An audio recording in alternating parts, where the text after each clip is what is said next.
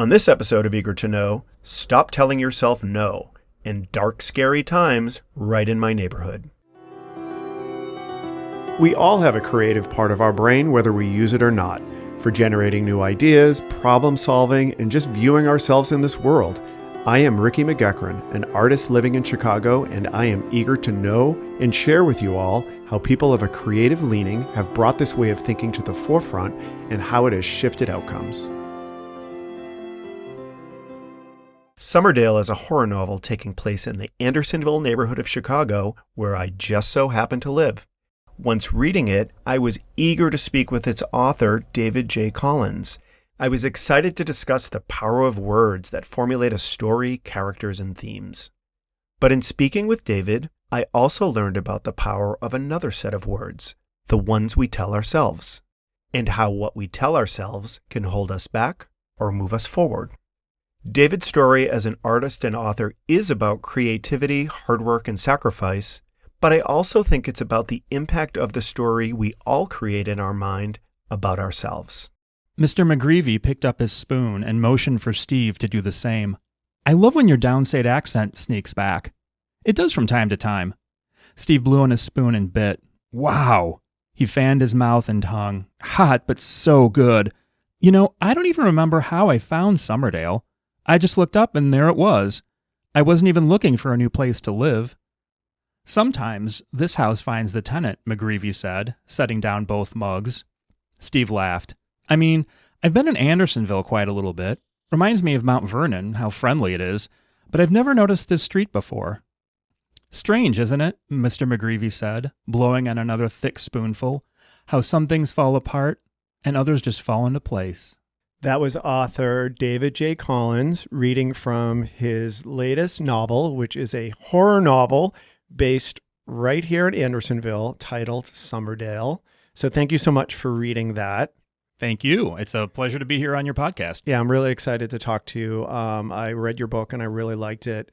And I have to tell you, the novel takes place right here in my neighborhood. So all of the places that are referenced in it are things right around me and places that I walk by all the time. And it's a little creepy because the book is creepy in a good way, but it's very creepy that now I cannot walk down Wayne Avenue feeling comfortable anymore at night. That makes me so happy.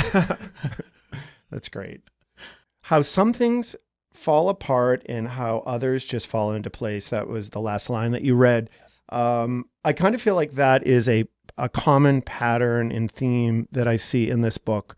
There are aspects of your characters' lives that are falling apart, the chaos of their life, their relationships. But then there's the part of things falling into place, and there's the comfort that they feel and the order of being at the Summerdale house, and that Mr. McGreevy offers them. Can you tell me a little bit about that concept and why you decided to make that a theme? Absolutely. So the house itself, which is at Summerdale and Wayne, is a place where you can go and feel completely safe. Mr. McGreevy is the landlord. He is the nicest man you've ever met. He always has time for you. He's always got a fresh pot of coffee. And he just has time always to listen. He's like Jessica Fletcher meets Hannibal Lecter. Completely. That's kind of how I was thinking about it. That's perfect. That's exactly what I was envisioning. And he really makes his tenants feel safe inside his house. And that's the point, is that as the chapters go on, as there's more and more chaos developing, growing outside the house, the tenants individually really learn to retreat, to trust Mr. McGreevy more and more, and to feel safer and safer inside his house, which is really where the entire story is going. So you spend a lot of effort describing the home and describing its beauty in a lot of detail. So it's kind of a house of horrors, but it's very beautiful. It kind of reminded me of like The Shining, where in terms of like the idea that The Shining is this horror, but it takes place in this beautiful, amazing hotel. Can you tell me a little bit about that combination of beauty combined with scary? Absolutely. The Shining, that's a great example. I loved the movie. And I grew up really admiring horror for its social commentary, and one of the homages that I have throughout Summerdale really is to Hitchcock, and the fact that some of his scariest movies were set in absolutely beautiful places, beautiful settings. I'm thinking of Vertigo. I'm thinking, would The Birds have been as scary if it wasn't in this picturesque coastal town of Bodega Bay in California? It's that contrast, that stark contrast that I was really going for in looking for a house that represents America in a lot of ways. The Foursquare is a truly American style of house. You can find them in city neighborhoods like Andersonville. You can find them in affluent suburbs and farm towns across the country. You've seen a Foursquare, you know what it looks like, and it fits in very well with its neighbors at Summerdale and Wayne.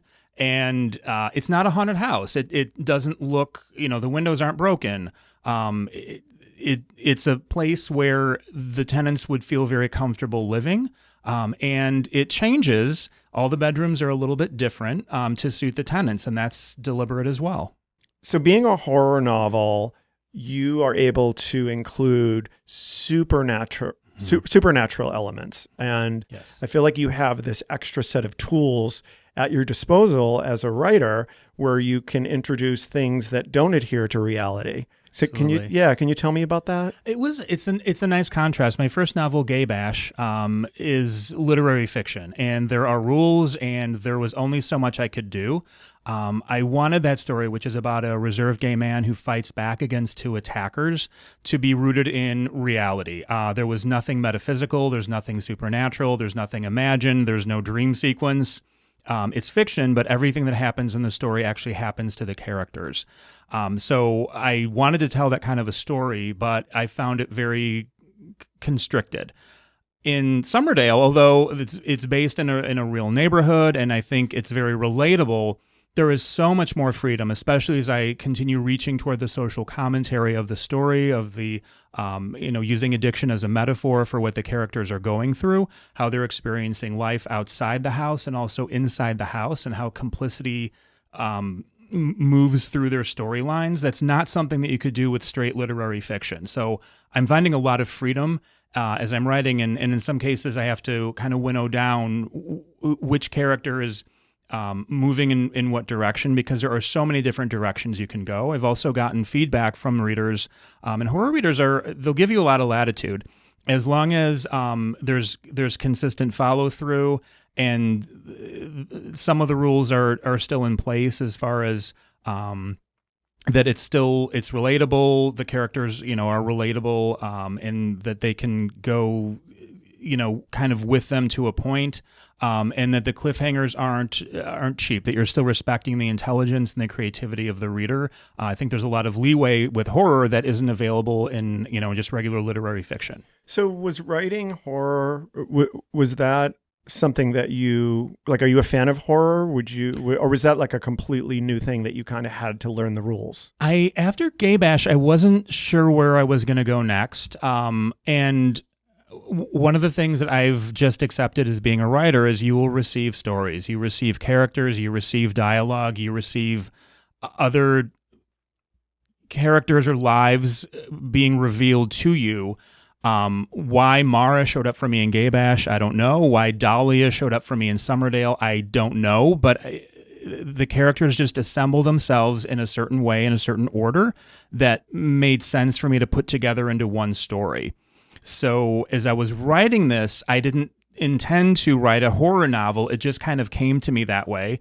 Certainly with Mr. McGreevy, there was no saying no. So it was not a character I wanted to upset. And because of that, I just opened myself to whatever these stories were and whatever it wound up becoming, which was a horror novel, or in this case, a horror trilogy.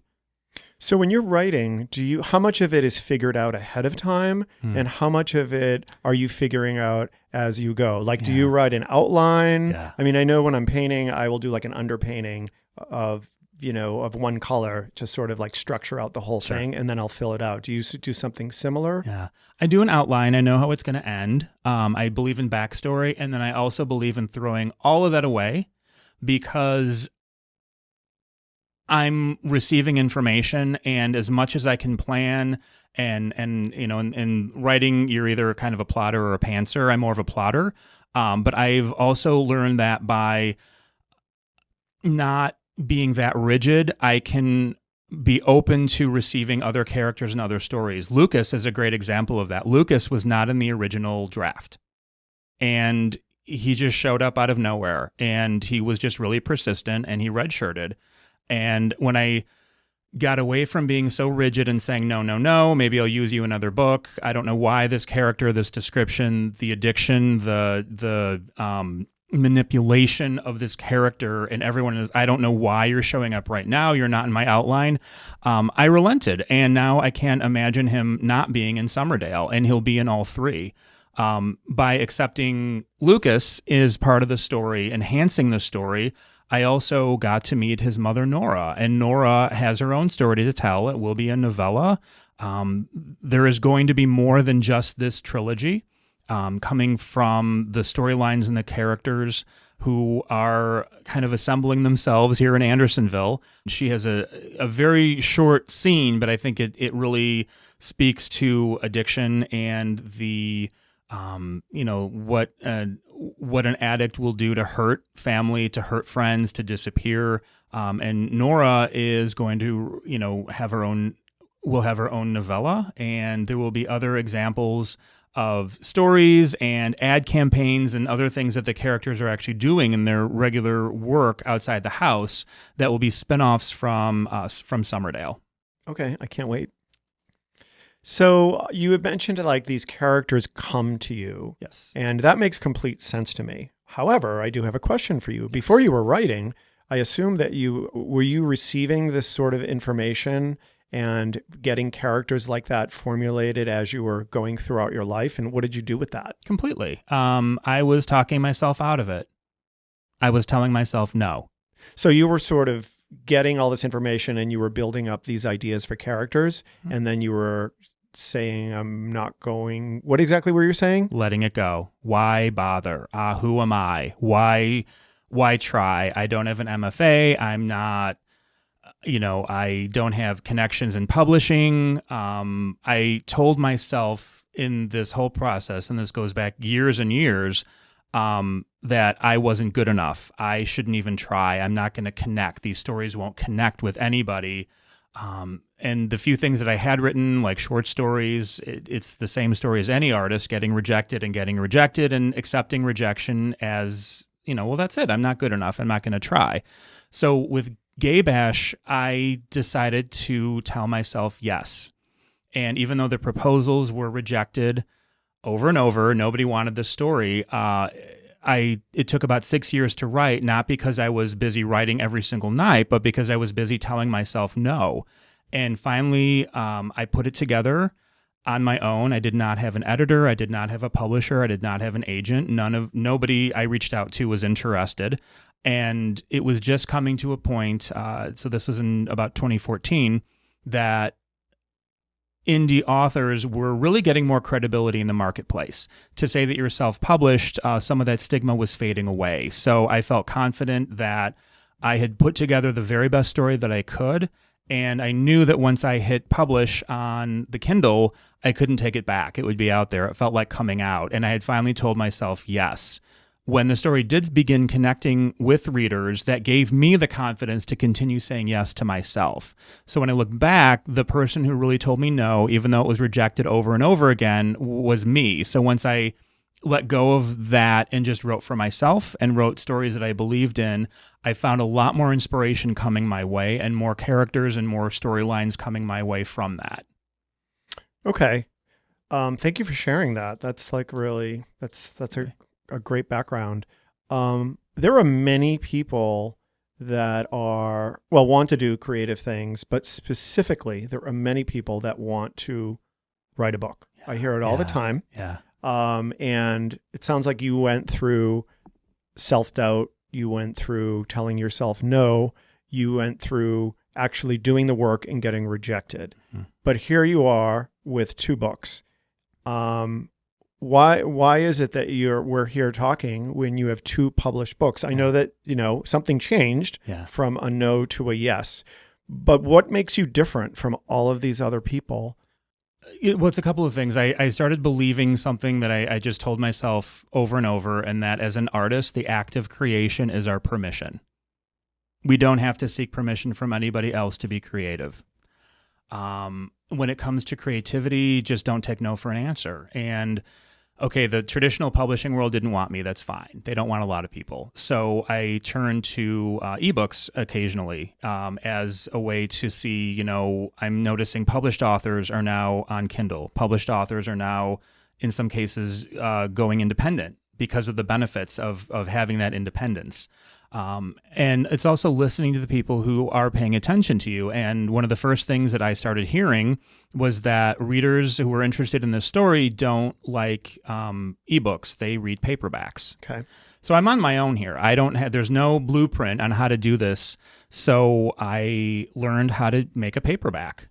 And then as I was doing more author readings, being at summer festivals, some people said, I don't read, I listen. Okay. So how do you do an audiobook? And I learned how to do an audiobook. So looking back on that, instead of spending all the time trying to get an agent, trying to get a publisher, trying to get someone who can actually farm this stuff out, I've educated myself. And that gave me the confidence to move forward with Summerdale, which is certainly a creative investment, but it's also a financial investment. So that is kind of how I'm just going to continue going on my own. I would love to see this on the stage. For example, I think both stories would actually translate very well, but a little bit of confidence grows into more confidence as you go. And that's why I went from the first novel, which was just a standalone, to really thinking longer term about a trilogy. Yeah, I think Summerdale could be like a Netflix series. Oh, that would be great. Which each episode would be like a different character. At least how Summerdale is written now, with like the four chapters. So now I know you're going to be coming out with Summerdale 2, which is a continuation. Yes. So I don't know how that's going to flush itself out. I would have to say that I think you're very clever the way that you structured this, because you have the opportunity to explore, because the way the book is set up, you have the opportunity to explore all sorts of issues, because your characters can have all of these different challenges and issues that you want to probably process or figure out. But then it's also in a situation, as we talked about, where it's supernatural. Yeah. So you have these other options of things that you can do to explore in a really unique, creative way. And again, the way it's structured, at least, this first book, each chapter is a different tenant. Yes. So that's almost like Twilight Zone episodes that are all under like this umbrella. So I just think it's very clever, because I think you've set yourself up for something that has like a lot of legs that you can keep going with. Thank you. One thing I do have to say for Gay Bash and for Summerdale, I had great beta readers. I trusted some friends and family who really gave me honest feedback. And with that feedback, they gave me some ideas for structuring the book completely differently. And as much as I appreciated this, I just believed in chapter by chapter, because I felt that even at the end, the reader would think, do these guys know each other?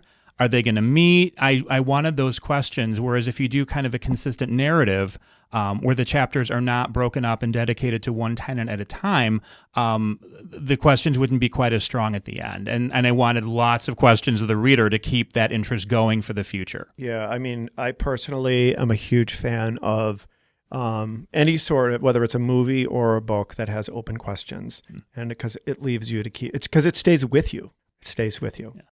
Summerdale gets very dark. As an artist and author, why did you decide to go to that place? I think we're there. I mean, I think we're that kind of fear and just every day there's another story of beatings, and we're not good enough. We don't belong. There's just that's so prevalent. As I was writing Gay Bash, I was hoping that there would be a point in my readings where I could say, I began writing this 10 years ago and we're so much better now. And I honestly can't say that. When I read the main confrontation scene, which is a turning point in Gay Bash, which takes place at Halstead and Roscoe, I still tear up because it feels very present, even though I wrote it about 10 years ago. So I think we're at a point where we need to talk about these dark places, and in Summerdale, the darkness, and this is a fictionalized autobiography about privilege. It's about complicity, and it's certainly about addiction and how it's affected my life, my relationships, and people that who I've loved that I've lost to addiction, relationships that I've lost to addiction, and a way to kind of work through that is to work through these characters and storylines, and also bring a little bit of humor into it, so it's not completely dark. I think Mr. McGreevy can be very funny, very charming, but at the same time, there's definitely as beautiful as the house is, there's definitely a dark cloud over it, and everything that he does is very methodical. Nothing is spontaneous. Nothing is by chance with Mr. McGreevy, and there's little things along the way, like the messages that are written on the mugs, and there's a drought, and he's always outside with his flowers, and he says things like "we're so happy." He always refers to himself in the third person and also plural. "We're so happy you're here." So there's little hints along the way that hopefully will kind of pique interest and also speak to that dark aspect of the story and where it's going. Yeah, I love the messages on the mugs. It made me jealous that I wasn't a writer, because I just thought that was so clever and cute that you were able to have that as a little tool for yourself. Thank you. So well done. You mentioned that some of Summerdale is a bit autobiographical, and there were some things that happened that I felt like the author was coming through. And I'm just going to throw out a couple of them and just see if I'm right.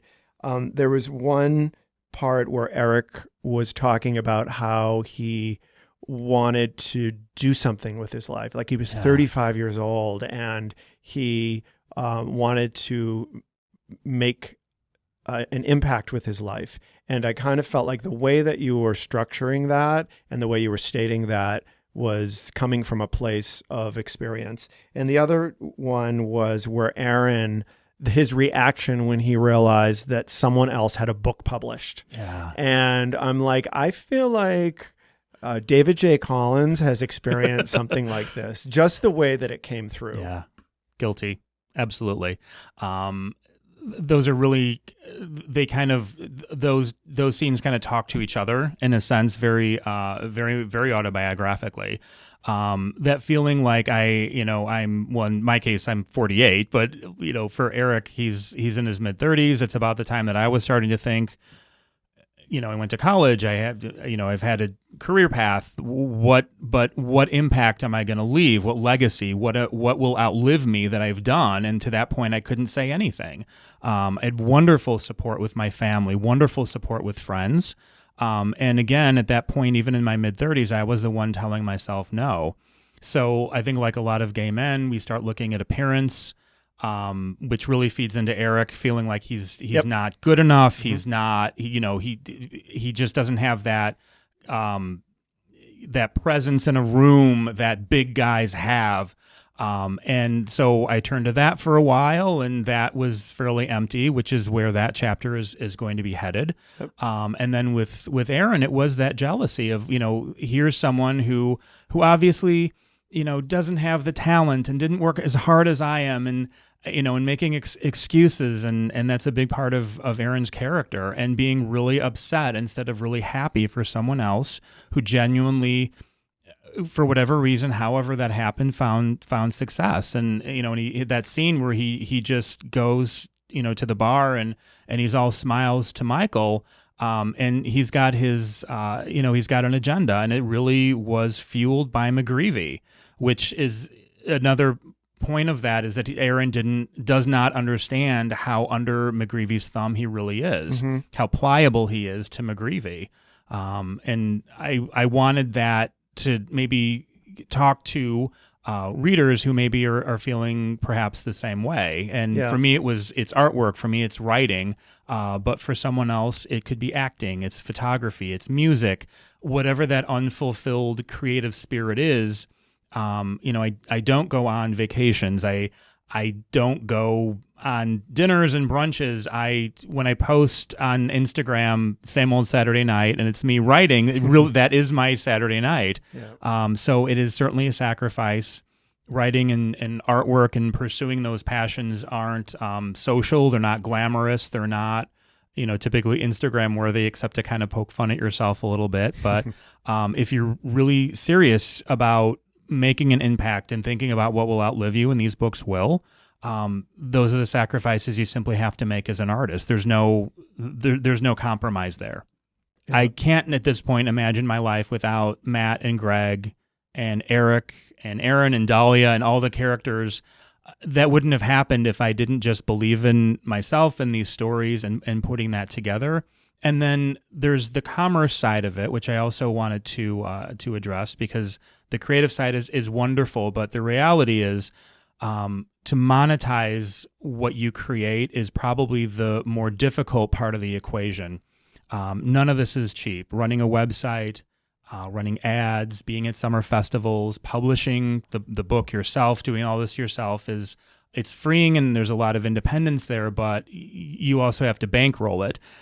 So figuring out that balance where you have a product that you truly believe in and can also sell it, and risk going to a cafe and showing your books to the owner and saying, I've got these books, they take place right here in Chicago. Can I have, can I have an author reading night?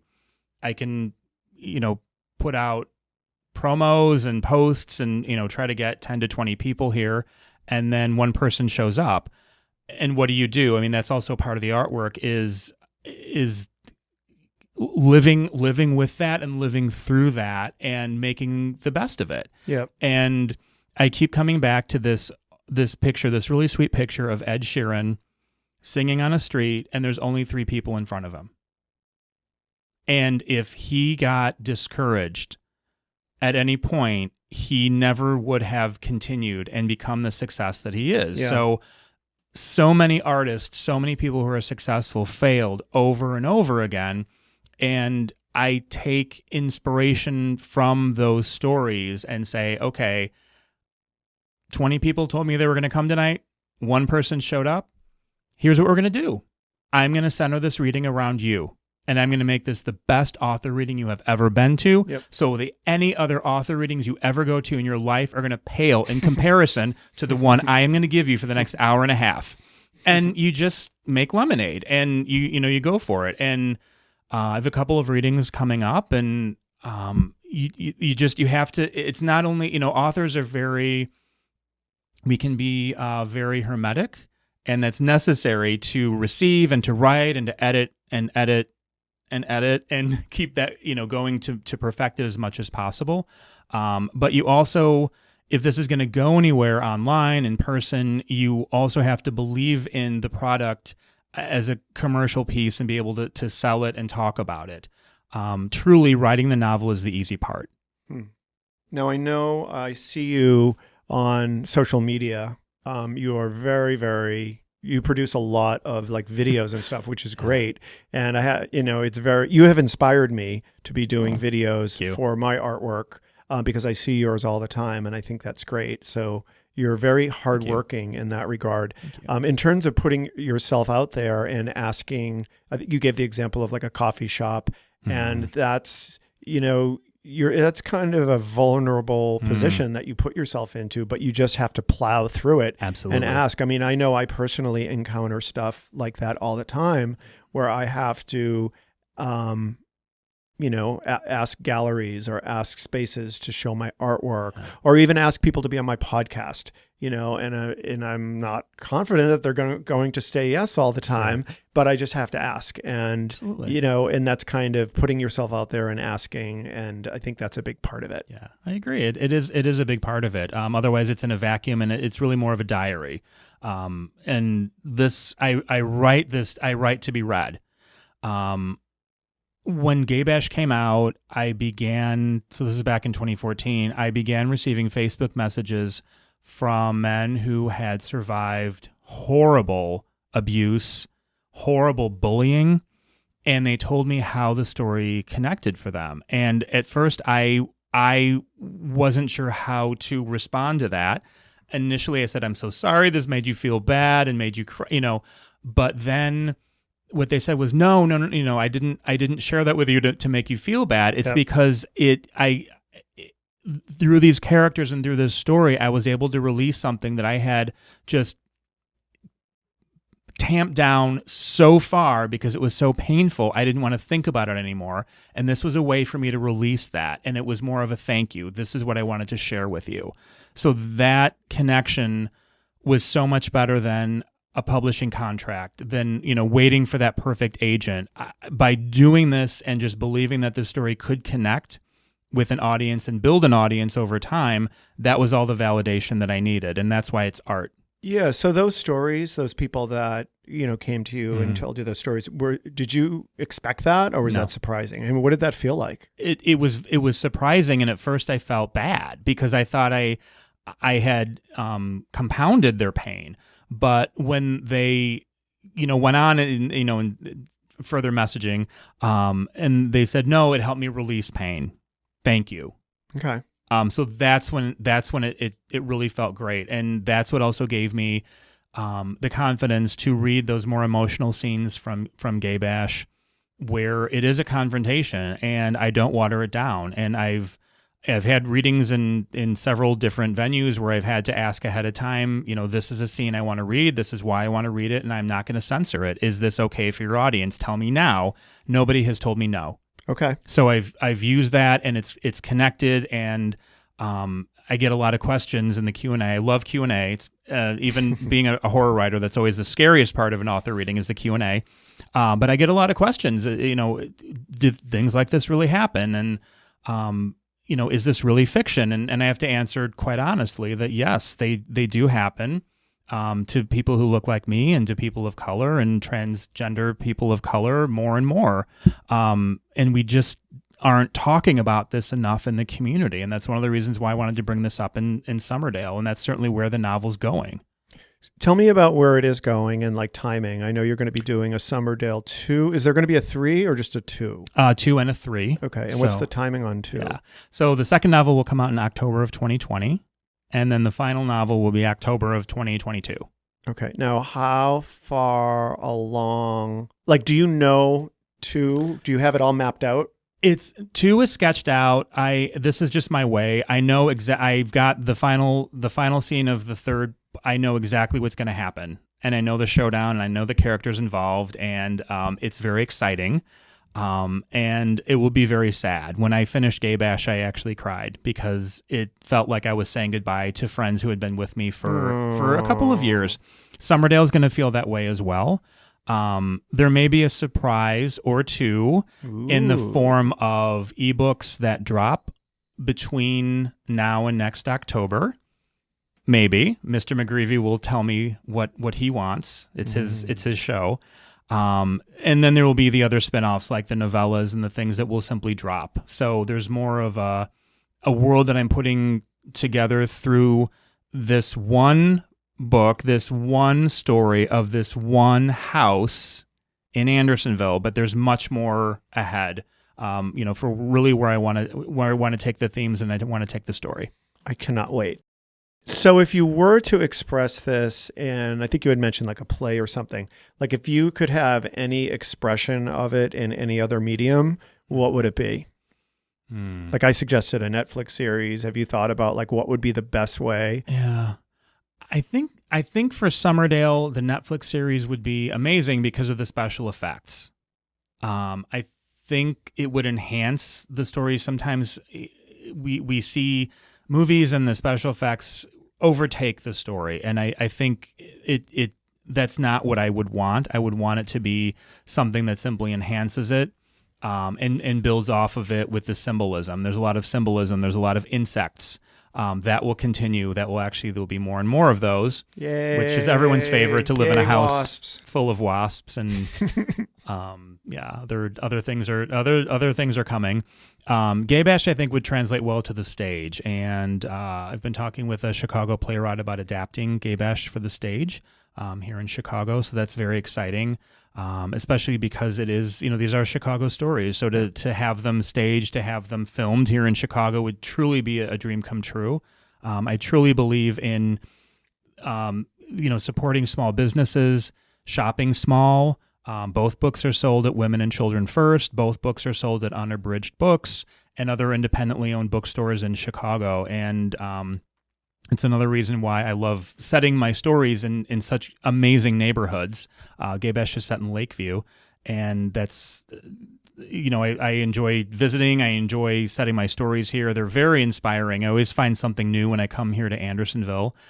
So you can bet that in the second novel, when McGreevy, who was really based in the house, you don't really see McGreevy outside the house in the first novel. In the second novel, he's going to come out into the neighborhood. Ooh. And he's going to have some favorite spots. And now I don't know if I can do in Summerdale what I did in Gay Bash. In Gay Bash, there are scenes at Roscoe's and there are scenes at Sidetrack. I don't know that anybody necessarily would want Mr. McGreevy to be a regular customer for brunch. Because you have to get their permission to use it? Absolutely. Oh, okay. I did that. And and Jim Ludwig and Art Johnston were super supportive, and they both gave me permission for Gay Bash. But I don't know that I would even want to ask, Candiality if Right. Mr. McGreevy has a favorite chocolate or so, something like that. Because the scene in chapter 4, they probably wouldn't like that. So I'll probably make some fictional businesses, which is also a lot of fun. And because I think you created a fictional gay bar on Addison. I did a dive bar, which is actually also in Gay Bash. Oh, okay. Yeah, Helen of Troy. Right. It's a dive bar in off Broadway, and it's also a dive bar up here. So I read somewhere that you wrote a book called Fox and the Tree Stump, and you still have that. Can you tell me about that? Absolutely. So a childhood dream, I had many. I grew up in a house that read. There were books, and creativity was encouraged. So one of the sweetest memories I have of childhood is of my parents reading to me as, it was time to go to bed, and then I always got to choose the book, and they would read to me until I fell asleep. And that is one of the sweetest memories of childhood, and it just developed such a love of reading, a love of books that continues to this day.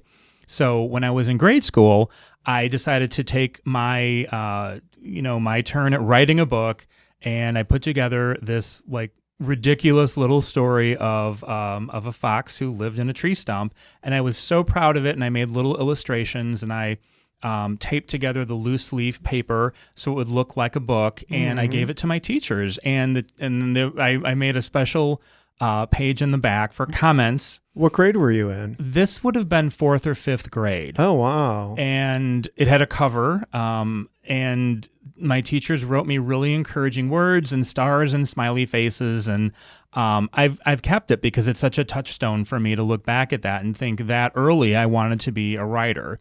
Then, through later schooling, for one reason or another, I talked myself out of it. I'm not good enough. Doubt and fear crept in.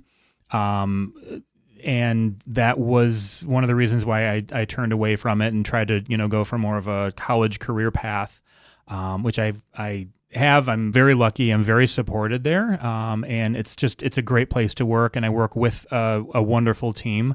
But this is definitely something that I wanted to, to continue pursuing. So do you have any tips, suggestions, or guidelines for people that are listening that maybe want to move things forward or use the creative part of their mind a little bit more? Yeah. The first thing is to stop telling yourself no. I don't have an MFA. I don't have connections. Just stop telling yourself no. That is number one. You're not going to get anywhere if you keep telling yourself no. So that's the first thing. Then think about your intention and think about what your artwork is. There's so many different opportunities to explore your own artwork through classes, There are Facebook groups. There are affinity groups. Here in Chicago, we're very lucky. There's a very rich creative community here. Yes. So it should be fairly easy to go to a gallery, go to theater, see what's out there and how your work can fit in, and also how your work is a little bit different. There are also opportunities. I'm thinking certainly of the Lakeview East Festival of the Arts. That's a great arts festival if you're into the arts. Midsummerfest is a wonderful summer festival I've been involved with for a couple of years. And it's great to meet readers. So it's seeing what's out there, and then also just believing that you also have a place, and that all of those people, all of those actors, all of those writers started someplace with the same fear of rejection, and they simply kept going forward. They may have differing degrees of support and encouragement, and hopefully anyone in the creative area has that support. I'm very lucky with the support of my parents and my family and my friends. But ultimately, it's you in front of the laptop. It's you in front of that canvas. It's you on that stage, and you mostly have to believe in yourself. So where can people learn more about what you're up to and what you are publishing and what you're producing? Absolutely. I do have a website, David J. Collins. That's davidjaycollins.com. I'm also on Instagram and Facebook and Twitter. And I've been at a few summer festivals this year, including Midsummerfest, and I'll be at Market Days on August 10th and 11th in Boys Town. Okay, great. Thank you very much. Thank you. This was really great. My name is Ricky McGuckran, and you have been listening to Eager to Know, the podcast. If you haven't already, please go to Apple Podcasts and subscribe, rate, and review this podcast. Join me next week for another Eager to Know podcast.